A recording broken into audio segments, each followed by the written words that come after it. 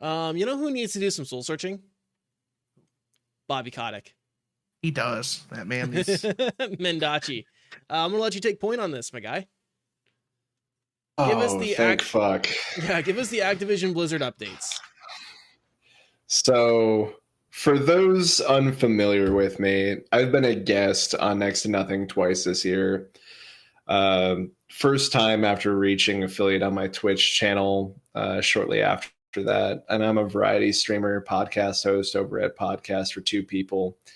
And one of the things that I really like to cover is gaming industry heads. And Bobby Kotick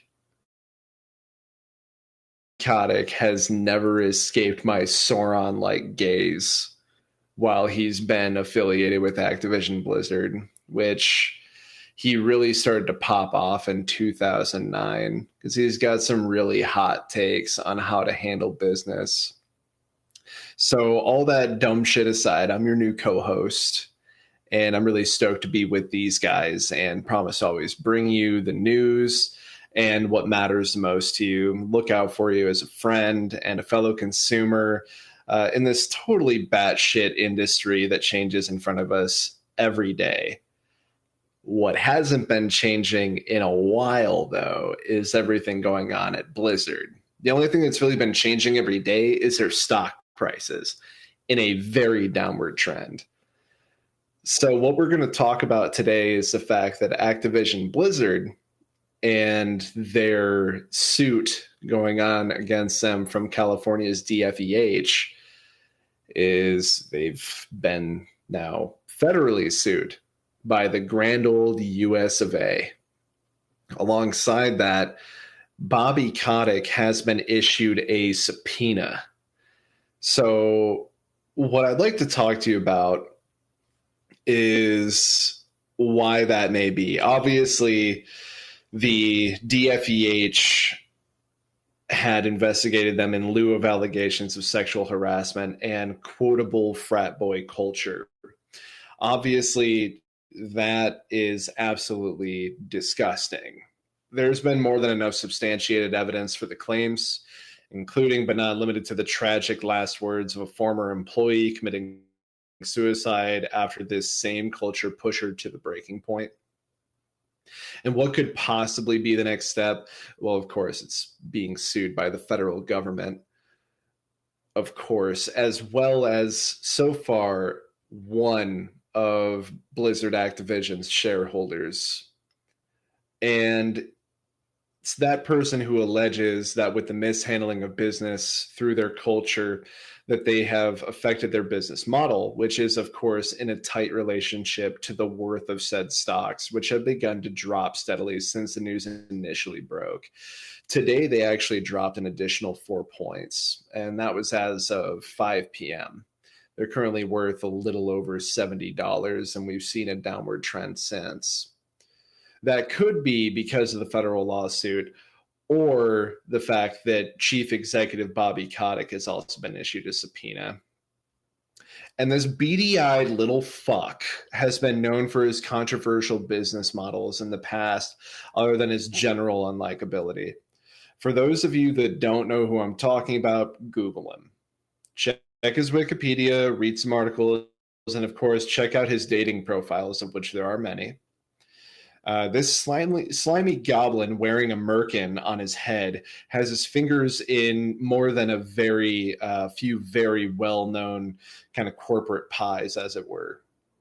He believes in exploiting intellectual properties over a long period of time that cannot guarantee sequels, while also having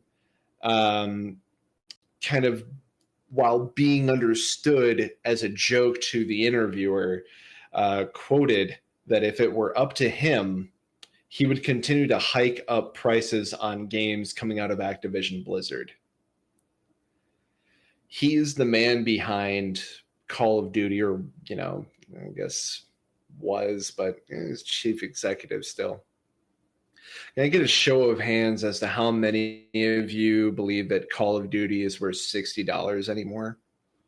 When was the last time it was worth $60? Would you pay $70 for it? I'm not talking about with DLC or anything like that. That's all part of a general different business model. We're talking about just taking an IP, so one singular title, and just getting as much blood from the stone that you possibly can. And that's what Bobby Kotick likes to do. So if you felt like a franchise coming out of Activision or Blizzard has seemed overly milked over the past, say, 15 years, it's because of this fella. It's his whole shtick. How many of you can actually afford a brand new game every time you want it right when it comes out? Probably no one. Bobby Kotick kind of belongs in the same yacht as, say, like David Jaffe or John Garvin. But I would also be remiss if I didn't throw Randy Pitchford on that yacht too, and then set it on fire. The way he conducts himself in the office has also been an issue or a rumored issue in the past, whether it's his demeanor, his words, how he treats others. However, this will be the first time that we're actually going to see an investigation. A separate piece of news from Kotaku, which is known to speak out of its ass at times, most of the time, however, published a piece yesterday speaking on an interview Axios Gaming had with design director Rob Gallerani. This quoted Rob telling consumers to do what feels right when it comes to consumers being on the fence about purchasing the remaster of Diablo II. Quote, "It was very troubling to hear those types of things." He goes on, "And we really wanted to support our colleagues and coworkers. The game is primarily, however, made by Vicarious Visions, though the licensing and majority of money made will be had by Activision Blizzard." In closing on this story, as it is currently developing, and you'll likely hear more about it next week if you're not keeping up with the articles and you're coming back to next to nothing to keep up to date as far as what Activision Blizzard has going on.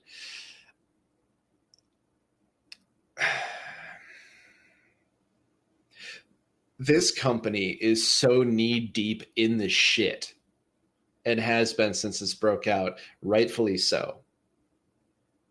You really, really, really won't catch me playing anything with Activision's name, anything with Blizzard's name for a long while to come. And while it sucks because there's a lot of really good people, a lot of inspired and inspiring people working on these titles, the top is rotten. And until there is a complete name change of every motherfucker at the top, I'm not going to touch it. Not with a 10-foot pole. That being said, I'm going to reserve my judgment for anyone that, decides to play anything. There's a lot of talk nowadays about being able to separate the art and the artist.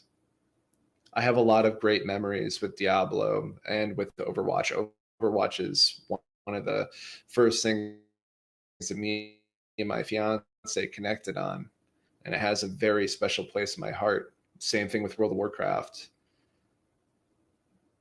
However, in light of everything, I'm going to support every person who has come out alleging sexual harassment and believe them first and foremost. And until something gets done, until the end of all of this, I'm not touching anything. I'm going to go ahead and toss it back to these dudes. Danny, Green, do you guys have anything? Another thing that came up today, I believe it was today or yesterday, is their day. The news broke that their Blizzard's CLO, their chief legal officer, actually resigned as of September 17th. She had been in that position for 3 whole years, and broke the news on LinkedIn. So six-figure salary. Six-figure salary Absolutely. on that, and then to throw that away after 3 years, you fucking know that you're in a death spiral. Yeah. For that to be the Claire Hart was her CLO, name. the CLO, you know that means like, oh, we have no legal way out of this. I would not be surprised at all if the entire company tanked by the end of 2022 because of all this. We'll see, though. We'll see. Yeah, I don't know if this is like completely company breaking, because like they have one of the biggest LPs on on the face of the planet with Call of Duty. Well, So like, and WoW.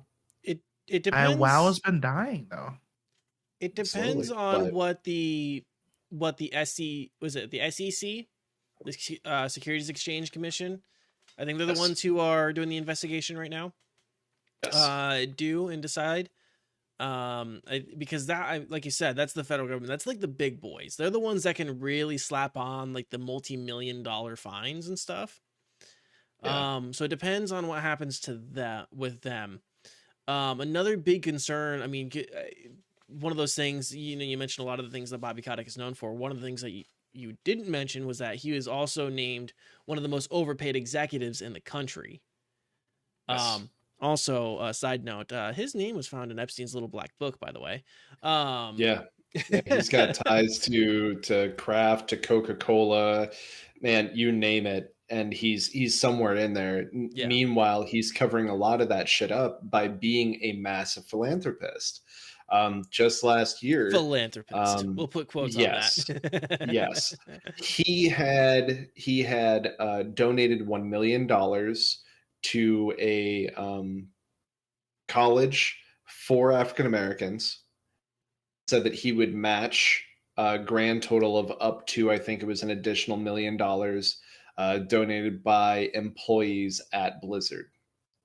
And so they got to $1 million, then he went ahead and matched an additional $1 million. And so it's just, if you look at his good boy list, we'll call it, it's quite long. It's quite long. It's a nice blanket to try and cover up the smelly dumps that he's left behind him. But I believe that his shit stinks a little too bad to be covered up by all of his good boy list. Yeah. Isn't it crazy that there's now a company that, like, in the public eye is more evil than EA? Yeah, who'd have thought, right? Like, EA is probably Ubisoft. just sitting in their corner like, we're not getting in trouble right now. People aren't mad at us. Yeah. They're mad at Ubisoft and Activision Blizzard. We're just In Riot. doubling up. In In Tencent. Oh Riot. God, Riot, Tencent. God, Yeah. fuck, man. EA has got to be feeling really good.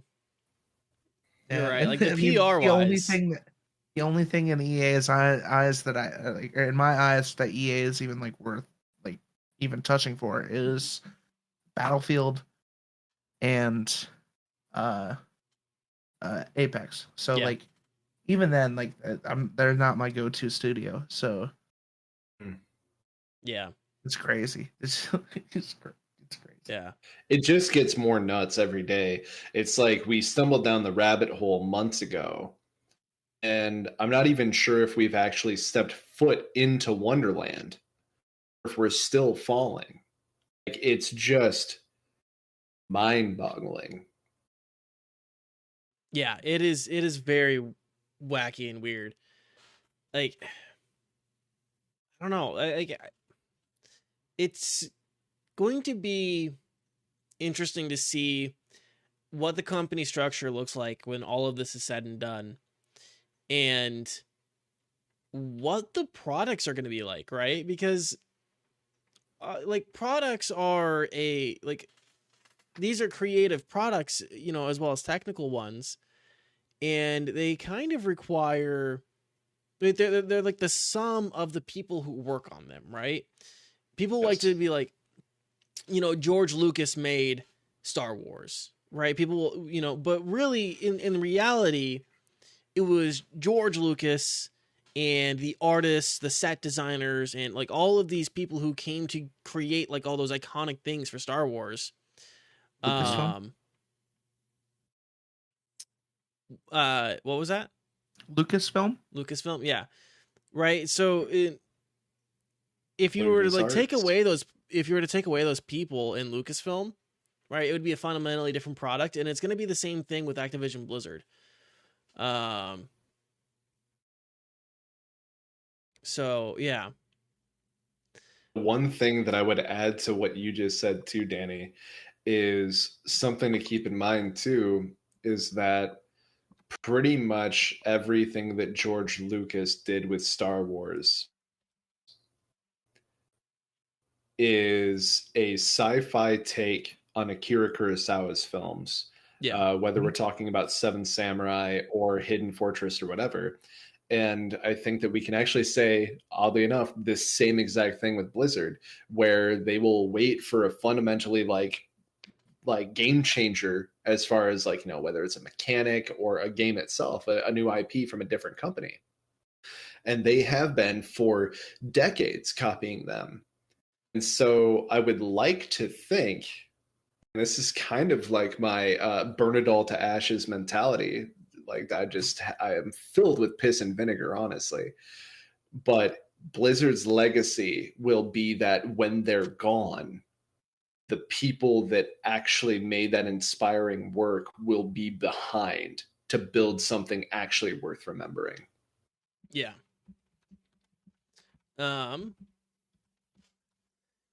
Yeah. Anything else on this particular topic? I'm good. I've said all my pieces. I'm done being an angry